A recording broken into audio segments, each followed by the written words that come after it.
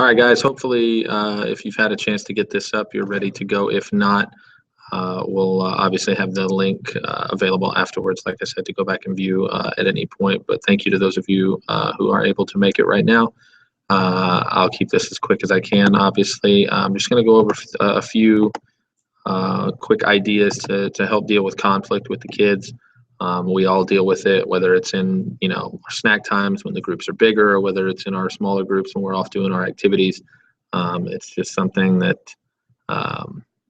we all have to deal with in our different situations. So we'll start off with, obviously, anytime there's any kind of conflict, the easiest thing to do is to try to separate the two parties that are involved, at least for a few minutes, let them cool down, let them cool off, and then, get them to individually get into their own space where they don't feel, the other person in there, threatening their space or whatever. Kids can react certain different ways to that. So the easiest way is to remove the problem, which usually with the two people, it's each other. So you move them out of the way and you're able to, at least stop things from escalating at that point. The second thing is to, bring them back together to come to some sort of solution. And that starts with allowing them to speak directly to each other with you or the director or anybody being able to mediate that, where each person is given the opportunity to speak, honestly but assertively and kindly about what the situation was, how they felt, why that was such a strong reaction that came out of them for whatever reason. But when you give the children an opportunity to be heard, give them the floor, give them the stage to, air whatever grievance or whatever, their side of the story is, it allows both children to feel, validated no matter what it is. And they're able to, calm down. And once they've had that cooling off period, they're able to hopefully articulate their issue better. And then it also teaches each side to have to listen to the other side. You have to listen to the other person and practice that active listening and be able to come up with a way to explain what was happening in their side of it and how they felt in a way that's, can get their point across and can be understood. So it's just a very good opportunity to get all of those things to happen. And it's a very, very teachable moment to get the kids to not only to get us to be able to learn how to handle conflict between two people, but also the children. Hopefully the next time they're presented with that same situation, it will feel a little more natural to them to go through those steps as well.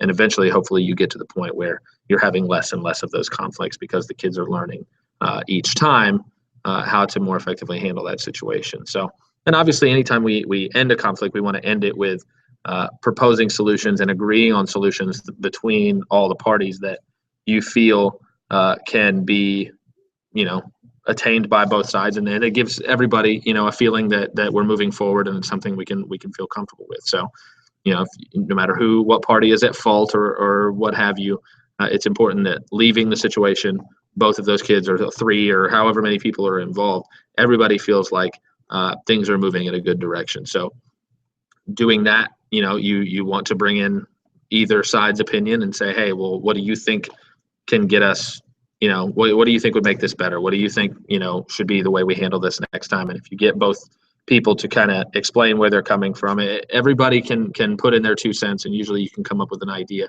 or a solution that works for both parties. And again, most of these conflicts that we deal with don't tend to be terribly serious. But if we handle them appropriately, we can make sure that even the ones that tend to escalate to that point don't end up getting there. So again, those are just a few ideas to help deal with, just even the little and the big things that the kids can have between themselves and just keep things from escalating to a level that's not a good situation. So the program is an opportunity for everybody to learn something, and I think that goes for us as well. If we're always open to learning new things, what's only going to make us better at what we do. So that's just something that I believe strongly in, and I think you guys too. So housekeeping stuff, just make sure that obviously you're adhering to the safety policies. I know they get, some of them can get or feel kind of tedious at times, but again, they're very important. That's why we do what we do.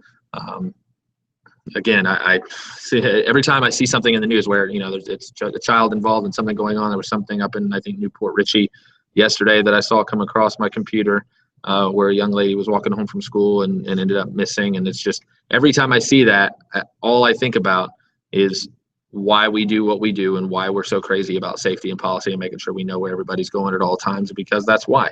It only takes one time for someone's life to be completely changed in a negative way because of that sort of thing, and not keeping kids in a safe environment. We want to make sure we do everything we can to keep the kids safe, and to keep it's just, we don't want anybody to be in that situation. So whether it's keeping the bathroom lists like we're supposed to, or making sure that the groups stay in good numbers where everybody can keep an eye on everybody. There's so many different things. Keeping the roughhousing, no roughhousing in the lines and no anything. I mean, even the smallest little scuffle between a couple of kids can end up being serious, unfortunately. So just the policies are there for a reason. Please follow them. There's really no reason not to. I say hi to Rosabelle. She's here. Hi, everybody. Hi. Yeah, so things are in place for a reason. So if you guys have any questions at all, or have any suggestions as to ways that we could augment those policies based on things that you've experienced so far this year, obviously my ears are always open to any feedback from you guys.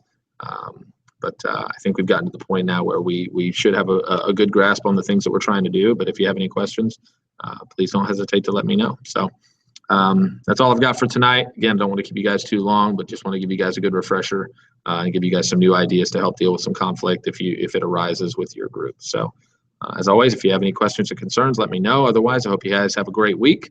And thank you guys for all you do. Take care.